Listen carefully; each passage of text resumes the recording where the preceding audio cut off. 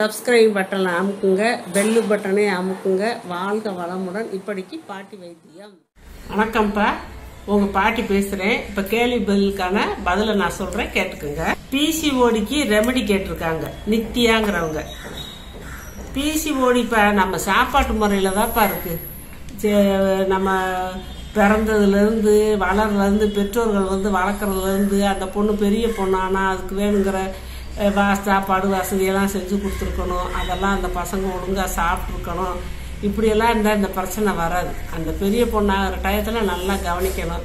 ரெண்டாவது அவங்க இந்த பப்பாளி பழம், அனாச்சி பழம், இந்த எள்ளு, கருப்பட்டி, உளுந்து இந்த வகையெல்லாம் நல்லா சேர்த்துக்கறணும். அப்படி இருக்கு. இப்போ பிசிடிஓ ப்ராப்ளம்னு இப்போ நிறையா பேர்த்துக்கு அந்த மாதிரி தான் இருக்கு. ரெண்டாவது இப்போ நாப்கின் வைக்கிறாங்கல்ல, நாப்கினே பெரிய அது பிரச்சனை தான்ப்பா. அது இப்போ ஒரு 10-20 வருஷமாத்தே இந்த நாப்கின் வைக்கிற பழக்கம் முக்கால் வயசு முந்தியெல்லாம் இந்த மாதிரி பிசிஓடி இந்த எந்த பிரச்சனையும் இல்லை. அவங்க வரல கல்யாணம் முடிச்சா குழந்தை வருவாங்க செய்வாங்க, ஆரோ ஒருத்தருக்கு குழந்தை இல்லாமல் போயிடும். இப்போ எல்லாத்துக்கும் இருக்கு. நான் நினைக்கிறேன் அந்த நாப்கின் பிரச்சனையாட்டே இருக்கும் அப்படின்னு நினைக்கிறேன். அந்த காலத்துலலாம் துணியை தான் வைப்பாங்க, துவைச்சு போடுவாங்க. ஒரு 5-6 துணியை வச்சுக்கிட்டு துவைச்சு போட்டு பீரியட்ஸ் முடியவும் நல்லா சுடுதண்ணியில் முக்கி துவைச்சு வெயிலில் காய போட்டு ஒரு டப்பாவில் எடுத்து பத்திரமா மூடி வச்சுக்குவாங்க.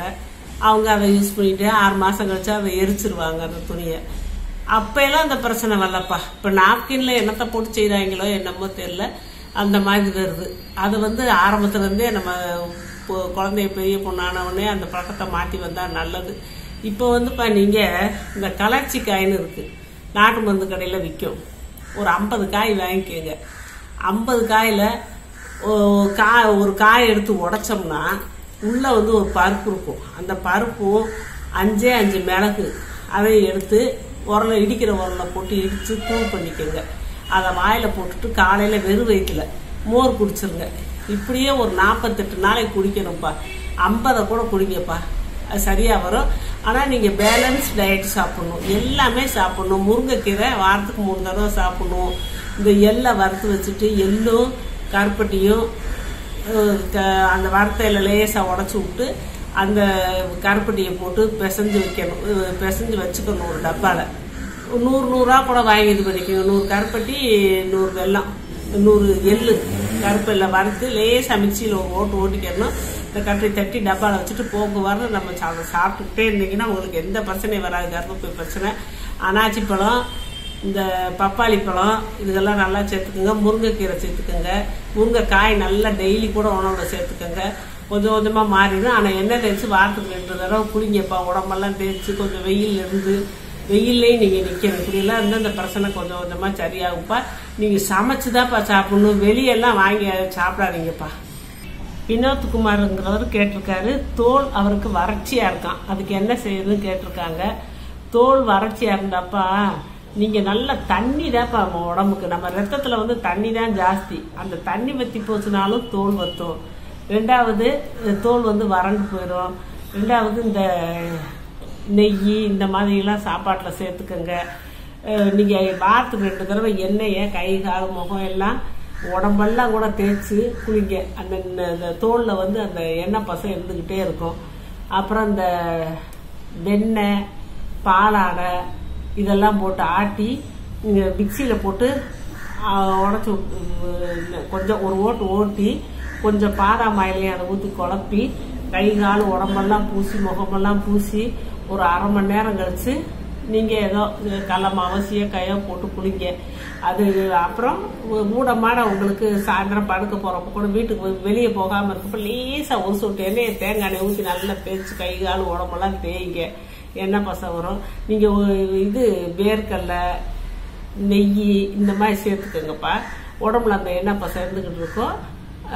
கொஞ்சம் வறட்சி இல்லாமல் இருக்கும்ப்பா. தண்ணி நல்லா குடிங்க, அதை தான் நான் மெயினாக சொல்லுவேன். முல்லை கௌதம் கேட்டிருக்காங்க, முடக்குவாதத்துக்கு இந்த பிரண்டை துவையல் 3 நாள் சேர்ந்த வாக்கில் சாப்பிடலாமா, எப்படி சாப்பிட்றதுன்னு கேட்டிருக்காங்க.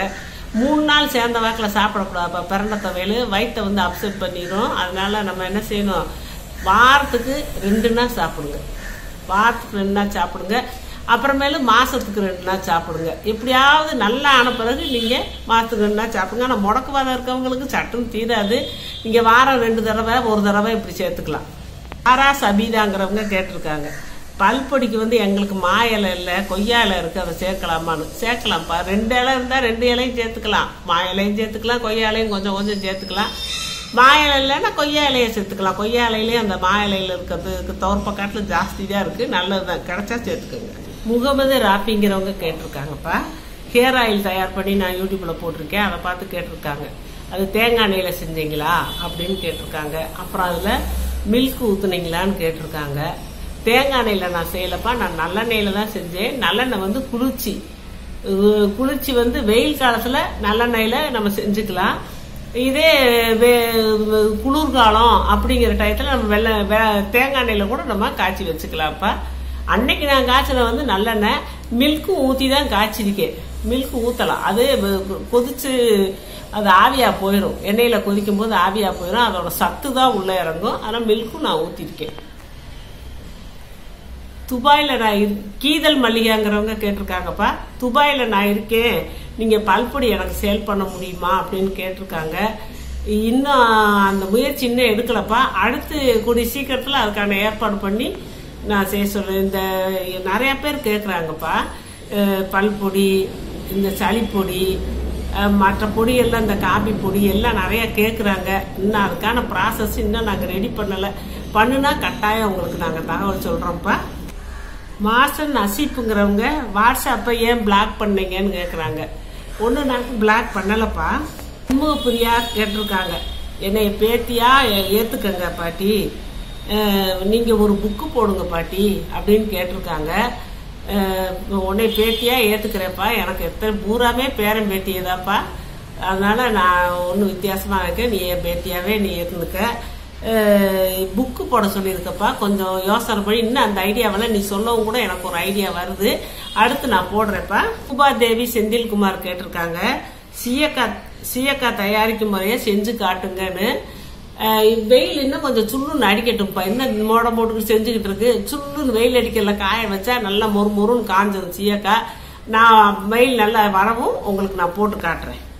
ராம் அப்படிங்கிறவர் கேட்டிருக்காருப்பா, எங்க குழந்தைக்கு சளி பிடிச்சா காது வலி வருது, என்ன செய்யன்னு கேட்டிருக்காங்க. சளி பிடிச்சா காது வலி வரதாப்பா செய்யும். அந்த சளி குறைஞ்சாதான் அந்த காது வலி விடும். அதுக்கு முதல் நம்ம சளியை தீக்கணும். சளியை தீத்தாதான் அந்த காது வலி சரியாகும். நம்ம உடனே என்ன செய்யணும்னா, தேங்காய் எண்ணெயில் ஒரு ஸ்பூன் தேங்காய் எண்ணெய் எடுத்துக்கோங்கப்பா. எடுத்து பூண்டு ஒரு 2 பல்ல தட்டி அதில் போட்டு காய்ச்சுங்க, அடுப்பில் வச்சு காய்ச்சுங்க. காய்ச்சிட்டு அது அந்த பூண்டு வந்து நல்லா செவந்து வேகவும் அதை எடுத்து வடிகட்டிக்குங்க. வடிகட்டிட்டு குழந்தைக்கு அந்த வலிக்கிற காதில் 3 சொட்டு விட்டு கொஞ்சம் காட்டன் பஞ்சு எடுத்து அமுக்கி வச்சிருங்க. ஒரு அரை மணி நேரம் கழிச்சு அந்த காதை கிளீன் பண்ணி விட்டுருங்க. பட்ஸ் ஏதாவது வச்சு கிளீன் பண்ணி விட்டுருங்க. சளியை நீங்கள் குறைக்கணும். அந்த சளி குறைக்கிறதுக்கான வேலையை பாருங்கள். இந்த சளி பொடி எல்லாம் போட்டிருக்கேன், கஷாயமெல்லாம் போட்டிருக்கேன். எப்படி அந்த சின்ன குழந்தையா இருந்தால் ஏதாவது தவிடு வறுத்து கூட நீங்கள் நெஞ்சு முதுகெல்லாம் ஒத்தனம் கொடுக்கலாம். அப்படி தவிடு இல்லையா, துணியை அந்த வடை சட்டியிலே அதில் ஹீட் பண்ணி அந்த துணியை வச்சு அப்படியே தொண்டை, முதுகு, நெஞ்சு, வேலா, மண்டை எல்லா பக்கம் ஹீட் கொடுத்தீங்கன்னா உங்களுக்கு சளி இலகும். சளிப்பொடியும் கொடுங்க, தேங்காய் பால் கொடுங்க. தேங்காய் பால் எல்லாமே சளிப்பொடி எல்லாமே நான் யூடியூப்ல போட்டிருக்கேன், அதை பார்த்து ஃபாலோ பண்ணுங்க. சளி சீக்கிரமா சரியாயிருப்பா. எப்பவுமே குழந்தைய ஜில்லு காத்து பட விடாம காதுல காட்டன் வச்சிருங்க, இல்லாட்டி ஏதாவது குள்ளா மாதிரி போட்டு விட்டுருங்க.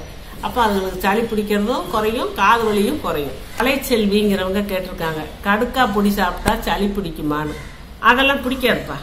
பேகம் கேட்டிருக்காங்க, any one try this please reply me. நீங்க ஏதாவது கேள்வி கேட்டு நான் சொல்லாம இருந்திருக்கேன்னா என்னமோ தெரியலப்பா. நீங்க என்ன கேள்வின்னு கேளுங்க, நான் சொல்றேன். சுமதி அப்படிங்கிறவங்க கேட்டிருக்காங்கப்பா, எலும்பு சூப்புக்கு எப்படி நாங்க கடைக்காரங்கிட்ட போய் எலும்புன்னு கேட்கும்போது என்ன எலும்பு, நெஞ்செலும்பா, மார்க்கண்டமா, இல்ல ஆட்டு எலும்புன்னு கேட்கணுமா, என்னன்னு கேட்கணும் அப்படின்னு கேட்டிருக்காங்க. நெஞ்சு எலும்பு மார்க்கண்டம் ரெண்டுமே ஒண்ணுதாப்பா. நெஞ்சுனா மார்பு, நெஞ்சு எலும்பு மார்க்கண்டம்னா எல்லாம் ஒண்ணுதான்.